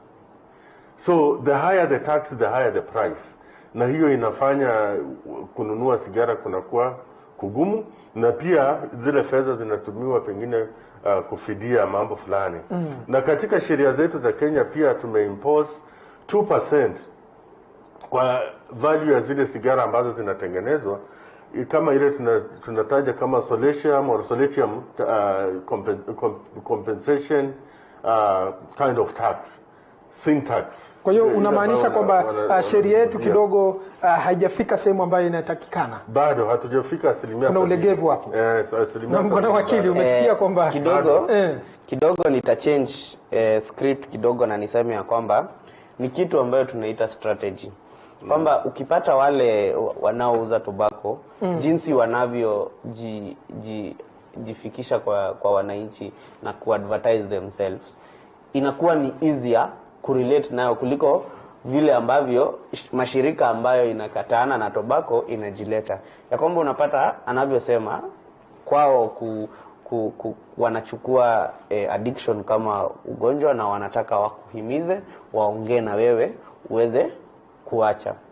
Wakati na pande ile nyingine, watoto ambao wanaingizwa, zile vitu ambazo zinafanyika ni kwamba unapata wanatengenezewa switi ambayo inakaa sigara kidogo, sigara zinawekwa kando ya switi na vitu zingine kama hizo ambazo ni vitu kidogo, lakini ambazo hizo ndio zina catch the eye. Na kwamba kama shirika kama hili hapa lingekuwa linatumia strategy zingine kama hizo, tungekuwa tunaweza kubiti ile strategy ambayo inatumika na makampuni za sasa. Unapata ya kwamba hawa wanaenda kwa strategy ambayo ni appealing kwa wavutaji na kwa watoto pia. Lakini wale ambao wanapingana nao wanatumia strategy ambazo tunaweza sema kidogo is not appealing kwa the target audience wa saa hii. Na sio mambo na sheria pekee yake. Mimi singesema ni sheria sana ni kwa sheria ijalegea. Siwezi ningesema kwamba kuna upungufu katika implementation ya sheria ambazo ziko. Lakini pia kwa shirika ambazo zinacheza kwa hii mchezo, tunaweza sema makampuni ya tobacco inatumia strategy ambayo inaingia kwa wananchi kuliko hizi shirika zingine. Ndio. Bwana mwenyekiti, umemsikiza vizuri bwana wakili akisema kwamba njia ambayo inatumika katika uhamasishaji kidogo ukilinganisha na ile ambayo inatumika katika mauzo ni tofauti. Yale anayosema yote ni yale ambayo tunashughulikia. Kwa sababu nilielezea upande mmoja. Lakini unajua, kwanza ukiangalia kuhusiana na Tobacco Control Act, hasa sehemu ya 3, utakuta ya kwamba kule tunataja kama point of sales, mahala ambapo unakuta ukienda mjini kwa mfano utakuta kuna wale ambao wanauzia bidhaa ambazo anasema sweet juice, njugu na vitu vingine kama hivyo pamoja na sigara. Hilo ni tayari hilo ni kosa. Hawastahili kufanya hivyo. Ni kosa na ni biashara. Kwa sababu sigara hazistahili kuanikwa waziwazi, ni vitu vibaya ambavyo vinastahili kufichwa. Visionekane kwa macho ovyo ovyo. Ni vitu chafu ambavyo vinastahili kufichwa mpaka yanayetaka sigara aulizie ndiposa aletewe. Unastahili kuingia kwa duka useme ninataka sigara ya aina gani, useme halafu iletwe. Haistahili kuwa pale eti wewe uje uione useme ushike hata kabla hujalipia. Kwa hiyo wanaouza hizi sigara wazi hivyo tayari wanafanya kosa, na kosa ambalo tunasema hapa ni kwamba wale ambao wanastahili kutekeleza sheria wanazembea. Ni mambo ambayo tunayozungumzia hata katika vyombo vya habari siku baada ya siku. Ya kwamba sigara hazistahili kuuziwa karibu na vyuo na shule na kadhalika. Ni haramu. Hata hivi majuzi nimekuwa nikiongea na wakuu wa chuo cha Kenyatta. Ya kwamba kuna wauzaji wanaouza bidhaa hapo nje na wanauza pamoja na sigara. Hilo ni jambo haramu. Sasa watoto wakija wanaona njugu pamoja na sigara, juice pamoja na sigara, unawanunulia sweet, unawanunulia juice, unaacha sigara. Wanasema na hiyo nyingine lazima pia ni tamu kama hizi ambazo Kwa hiyo unaonyesha kidole cha lawama wale ambao ni wauzaji. Wauzaji wengine hata hawajui wanalofanya, pia tunawajaribu kuhamasisha.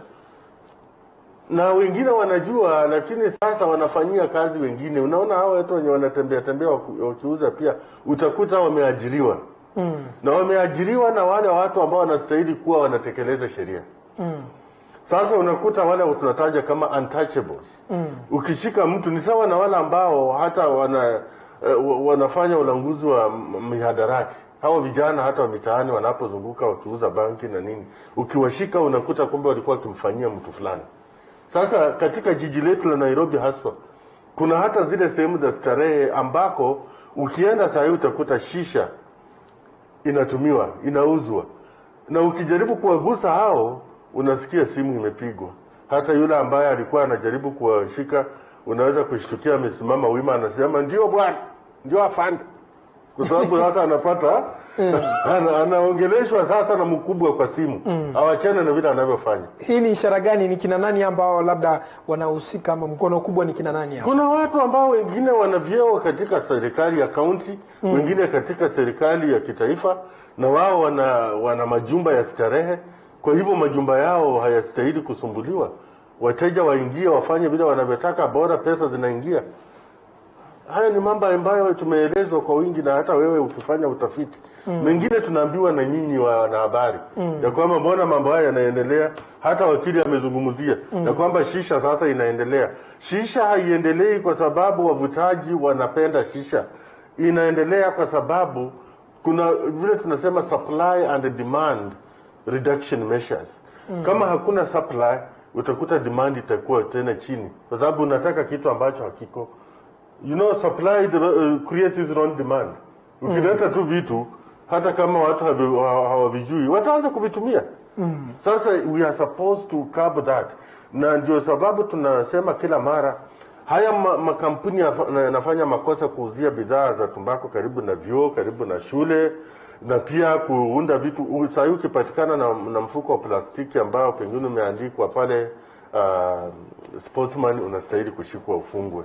Ukipatikana na kalamu ambayo imeandikwa pale pengine embassy, unastahili kufungwa. Kwa sababu vitu kama hivyo vimepigwa marufuku. Sasa yote ambayo anasema wakili ni mambo tu ambayo yamo katika sheria. Ni vile tu tuna sheria ambayo inasema mambo mengi ambayo sasa pia tunayarudia. Wananchi wa kawaida hawaelewi. Tunawarudia kwa BBI.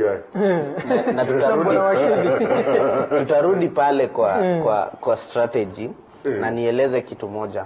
Na ndio maana nikauliza swali mara ya kwanza pale, je, watu wanaunga mkono mauzo ya tumbako, inastahili kuungwa mkono mauzo ya tumbako? Na ukasema vizuri kwamba kuna njia mbili, kuna moja ambayo inatumika katika kuadvertise na kuna nyingine ambayo hili swala la uhamasishaji. Je, nikauliza unaunga mkono matumizi ya mauzo ya tumbako? Kidogo nitasema kulingana na kanuni zangu za Ukristo siwezi kubaliana nayo. Lakini It nikirudi should kwa not be advertised katika lugha ya King'eng'e. ndio. Lakini nikirudi kwa sheria nitaeleza kitu moja na nirudi kwa hiyo point ya strategy.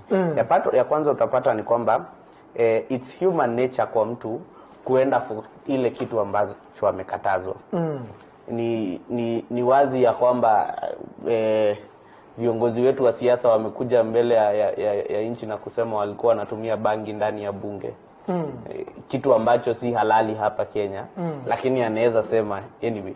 Na vitu zingine mingi ambazo sasa wakati tulikuja katika vita ya shisha, na count kama kitu moja ambayo wale ambao wanasimamia upinzani wa tobacco walianguka, ni kwamba uuzaji wa shisha ilikuwa kitu ambacho ni vijana wengi walikuwa wanajitafutia riziki pale ndani. Na ile wakati ambapo ilionekana ya kwamba mumevunja shisha na mmeacha sigara ikiendelea pale, kuligrow some kind of rebellion. Ile ya kwamba hii ni wale watu wa tobacco wanatumika kunyanyasa wale ambao ni kidogo, sababu wanasema shisha inapiga inashindana na ile sigara katika utumiaji wa tobacco na vitu zingine kama hizo. Sasa unapata kwamba hawa wana capitalize on hizi vitu kidogo kidogo, unafanya kidogo, sasa wana get more people kutumia ile shisha kwa sababu for the mere reason ya kwamba watu wa tobacco walishikana kumaliza shisha, sasa tutatumia hiyo shisha. Na ni kitu yenye nilikuwa narudia nasema kwamba hatuwezi regularize morality. Ile kitu tunaweza fanya ni regulate the usage of all these products. Na ile wakati ambapo tunaonekana ni kama sisi tuko against nyinyi, kwa wakati mwingi watu na binadamu wataenda kwa ile pande ambayo mnapiga. Utaona hadi kwa siasa, ule mwanasiasa ambaye mnapiga sana ndiye ana grow support kwa watu. Na it's just human nature. So kwa zile ninasema ambazo ni strategy, wakati tunafanya vitu zingine ni vizuri pia kufikiria ambao wanatumia wanakaa kuegemea upande mgani. Utapata watu ambao hawatumii hizi bidhaa ambao wanaendelea katika uchuuzi wa bidhaa zenyewe. Na wenyewe pia hawatumii. So wakati unatumia ile opportunity kuwapiga, au wanakuja na story ya kwamba sisi tumekuwa tukitoa riziki hapa na wamefunga, na si ati wamefunga zile zingine, na ina grow ile public support. Na wanaweza kuenlist more people. Lakini ingekuwa ni kwamba tunatumia ile kuonyesha hatuna ubaya na nyinyi, hatujui kile ambacho unafanya sisi hatufurahii nacho, lakini tutafanya hivi na hivi kukab what you are doing. Lakini hii wakati ambayo strategy inatumika ya kuwafuata pale ambapo unapata sijui kidogo kuna wale tunaita cartels wameshikilia, uwezi shika kitu fulani, uwezi shika mtu fulani, ni loopholes ambazo zinaweza fungwa wakati tuna make into a national conversation, si ya me versus you. Namshikilia hapo, na mimi nitakuja na swali. Kwa sababu umesema kwamba inawezekana kuwakamata hao ambao wanahusika na swala la tobacco, na mwenyekiti umemsikiza vizuri bwana wakili akisema kwamba hili swala linawezekana. Na wewe sijui kauli yako itakuwa gani, lakini kwa sasa mpenzi mtazamaji, tunachukua mapumziko mafupi, tukirejea tunakuja na mengi zaidi hapa studioni, na mjadala huo tutakuwa tunaendelea kwenye awamu nyingine ya pili. Nambari yetu ya rafa ni 22047. Endelea kutuma rafa. Asante.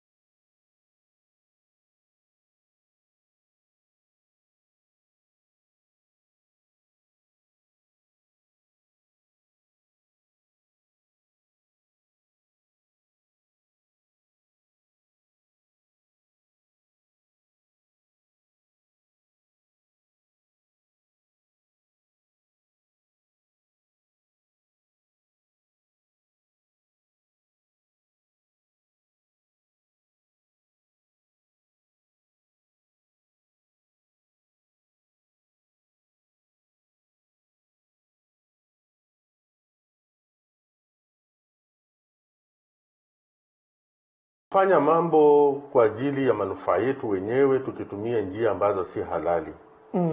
Na ndiposa umesikia mara kwa mara ya kwamba kuna shehena kubwa ya sigara ambayo imenaswa. Wakati mmoja tukaambiwa hizi sigara ambazo zilinaswa kila Mkenya angepewa 5 zingetoshea. Shehena nyingi na zikawa zimeingizwa kwa jina la kijakazi, mfanyikazi wa nyumbani. Sasa halafu hayo mambo huwa yanapotea tu.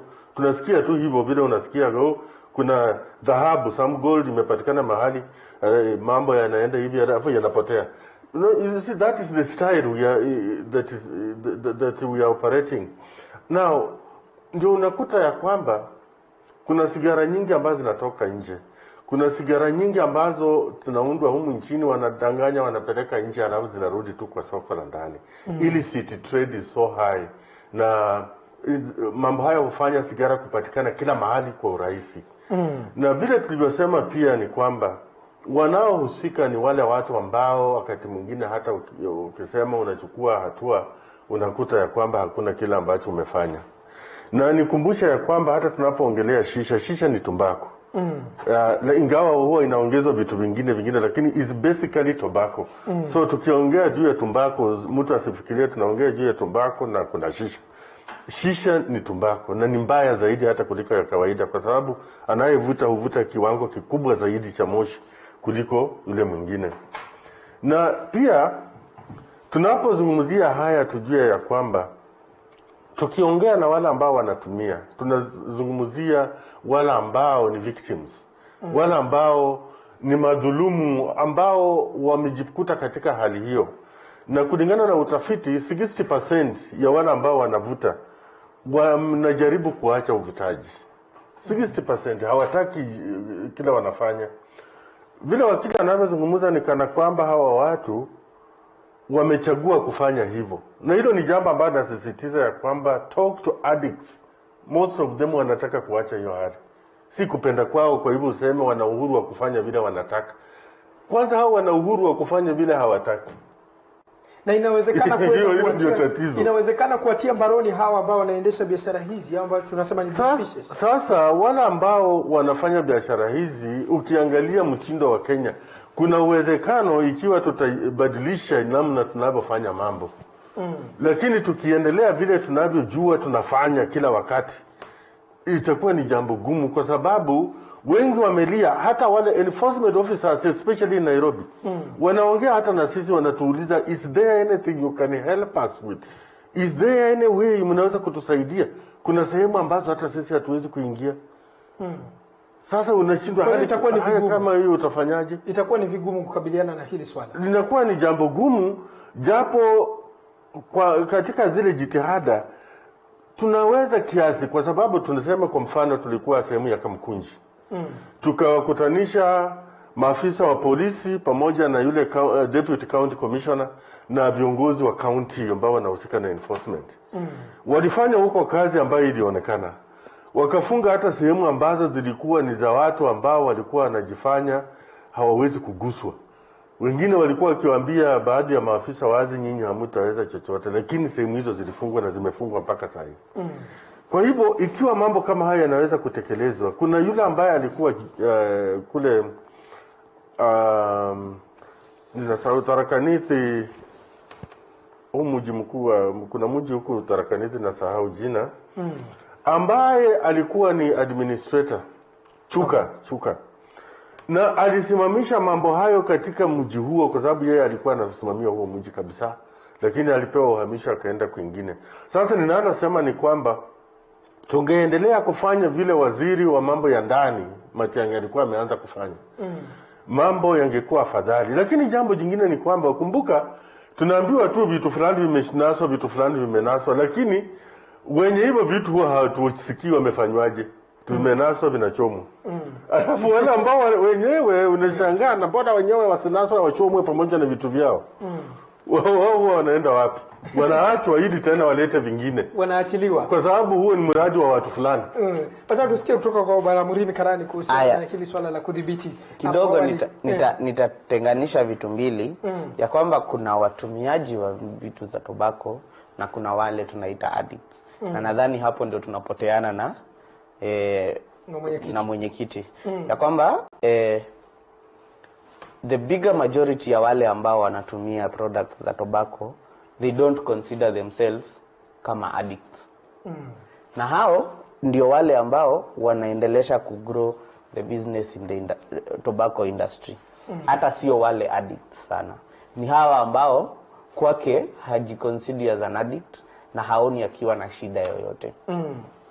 Na wakati unakuja ukiwa na ile mentality ya kwamba ni ugonjwa na tunafaa tukusaidie, mara mingi utapata ile rejection ama kutoka kwa wale ambao unajaribu kusaidia. Na ndio nikasema hatufai kuwa na ile me versus you mentality tukiapproach maneno ya tobacco. Ni kitu ambacho unaweza keti na mtu chini na mkaweza kujadiliana. Lakini ile ambayo tumeobserve kutoka kwa nchi ni kwamba wale ambao wanauza tobacco ni evil na sisi wengine tutawapiga. Sisi ambao hatukubaliani na maneno ya tobacco tutapiga wale ambao wanaendelesha biashara ya tobacco. Na mara mingi badala ya kusaidia inaendelea ku worsen the situation. Ningependa sana hata mimi kuona ile ambayo tuko na tobacco use hapa nchini ni kidogo. Nitasema wengine na tunatumia njia gani ili kuwapiga vita ambao ni wahusika wakuu katika hili swala la tobacco? Ningesema kwamba the only reason unapata mtu akienda kuengage kwa biashara ya tobacco kwa njia nyingine isipokuwa halali ni ya kwamba hatujaiweka stringent issues ya vile kuifanya halali itafanyika, na namba 2 vile ambavyo ule ambaye anatumia ataiaccess vingine bila kutumia hizi njia za kando. Ingekuwa ya kwamba sigara inauzwa kwa mahali fulani na inafaa iuzwe kwa mahali fulani peke yake kwa bei fulani, mahali hapafai kuwa na watoto na vitu zingine kama zile, kitu ambayo ni common kwa kila mtu, hakungekuwa na sababu ya ule ambaye anatumia kitu kama sigara kuenda kwa kiosk ambayo ndio bado inauzia watoto sweet. Na hili swala la kuwapiga vita ambao wanasemekana ni big fishes, tunaweza tukatumia njia gani hapo? Awali ulikuwa umesema kwamba hili swala la national debate tunaweza tukaifanya nini? Ya kwanza ambayo ningependa kupropose ni kwamba tunafaa tuangalie hii from a business point of view. Ya kwamba kama taifa tunaweza fanya nini hii ikue accessible na ikue kitu ambayo inatuania revenue kwetu kama taifa. Namba 2, ni nini ambayo inafanya wale ambao wanaifanya holela, ni nini inafanya wanaweza huyu ambaye ananunua aende kwa ule akose kukuja kwa the right place. Ya kwamba kuna kitu moja tuseme ni kama hii ya kununua mbili, kununua sigara ikiwa moja, unapata unakaa unasema kwamba the reason kwa sababu anafaa nunue kutoka kwa mahali fulani na anafaa nunue akiwa pakiti, lakini mwenye ananunua ako na pesa ya kununua mbili. So how should we make it accessible kwa huyu wa kununua mbili asiende kwa ile kiosk kununua zile mbili, aweze kukuja kwa hii pakiti, ndio tuweze kucontrol, sababu hata tulivyo bado hatujui vizuri ni nani wanatumia, sababu wanatoa kutoka kwa sources tofauti. Kama tungekuwa tumeregularize our sources na vile ambavyo flow ya tobacco inaenda, tungeweza ku deal with it from an informed point of view. Ile ambayo iko sahihi ni kupigana nayo from all different angles. Na WHO wakifanya study wanakwambia walifanya kwa county 6 na watu 4000, unaenda unapata kwingine ambako ni totally different. Nimeenda area ambapo tobacco ikiwa ile ya kusniff na ya kulamba ni kama ni dawa kwao to a community hapa nchini. Na wakati WHO itahesabu watu watumia tobacco, haitahesabu wao. Naam, umesikia vizuri bwana mwenyekiti. Sijui ni njia gani tutatumia ili kuweza kudhibiti kabisa na kuhakikisha kwamba wanaotumia ni wachache zaidi hili swala la matumizi ya tobacco. Kwanza nikiangazia yale ambayo wakili amesema, nakubaliana naye kwamba sheria inastahili kutekelezwa vyema, na hata tumekuwa tukisema wauzaji wa sigara wawe na leseni maalum sawa na wale wanaouza pombe. Unajua wale wanaouza pombe huwezi tu kuuza pombe kwa kioski kila mahali. Tunasema pia tumbako iwe hivyo vile anavyopendekeza, kwamba mtu ajue nikitaka sigara ninaenda mahali fulani. Itakuwa ni jambo zuri. Na jambo jingine ambalo ningependa pengine kutofautiana naye kidogo ni kwamba hakuna mtu anayempiga muuzaji wa tumbako vita. Nimesema tulipoanza ya kwamba uuzaji wa tumbako ni biashara halali. Sigara zipo, viwanda vya sigara vipo, tumbako inapandwa na kadhalika. Lakini kuna ile tunataja kama the legal framework ambayo inastahili kufuatwa. Kuna zile policies, kuna the Tobacco Control Act, kuna the Tobacco Control Regulations, kuna the Shisha Ban, among others, ambazo zinastahili kufuatwa. So unapoambia watu should be a country that obeys the rule of law, tufanye vitu kwa mpangilio fulani. Sio ya kwamba unawakataza wasifanye mambo, lakini unasema tufanye mambo kwa mpangilio unaofaa. Na hapo ndipo tunasema lazima wafuate kanuni ambazo zimewekwa kuhusiana na jinsi ya kufanya biashara zao. Na yale ambayo tunasema pia kuhusiana na manufaa kwa nchi. Nilipotangulia nilisema hakuna manufaa kwa nchi tunapoongelea mambo ya tumbako. Pengine manufaa tu ni kuwaruhusu wale ambao wana uraibu kujisikia vizuri. Na ninapoongelea uraibu si kwa sababu ya mtu kusema, ni vile mtu alivyo. Unajua kuna watu wangapi ambao wanasema natakana hata ukinywa pombe unakunywa kwa akili. Mimi sinywi pombe nyingi sana. Na ukikutana naye unashangaa huyo ndio anasema hanywi pombe nyingi. Because yeye mwenyewe anajisikia the way they say all this as the way you feel yourself. Mtu anakuona umezeeka na wewe unasema mimi sijazeeka, age is just a number. Kwa hiyo mtu ambaye ana uraibu ataanza kusema yeye si ana uraibu. Na tunajua mtu akivuta tu sigara 3 sticks ameshikwa already addiction. Kwa hivyo mtu hawezi kuwa anavuta na anakuambia yeye sio an addict. Every smoker is an addict. Na mnaarifiwa kidogo muda umekimbia. Natamani tungekuwa na muda zaidi mjadala huu endelee, kwa sababu nahisi kwamba bado hatujamaliziana na hili swala la matumizi ya tumbako. Na mpenzi mtazamaji, kama jinsi ambavyo umesikia kutoka kwa wageni wangu hapa, ikiwemo mwenyekiti ambaye anapendekeza kwamba sheria na mikakati ambazo zimewekwa zinastahili kufuatwa ili kuweza kukabiliana na hili swala la matumizi ya tumbako nchini. Bila shaka mpenzi mtazamaji, kufikia hapo mimi sina la ziada. Wanasema kwa sasa ndio mkoko unaalika maua. Mimi nitakuwa naondoka studioni, na baada ya hapa kutakuwa na kipindi cha ngoma yangu. Mimi nimekuwa mwanahabari wako Paul Kirobi, na ambaye amekuwa kitafsiri katika lugha ya ishara nafahamika kama Angel Loy. Sina la ziada, mimi nakutakia mchana mwema. Asante sana.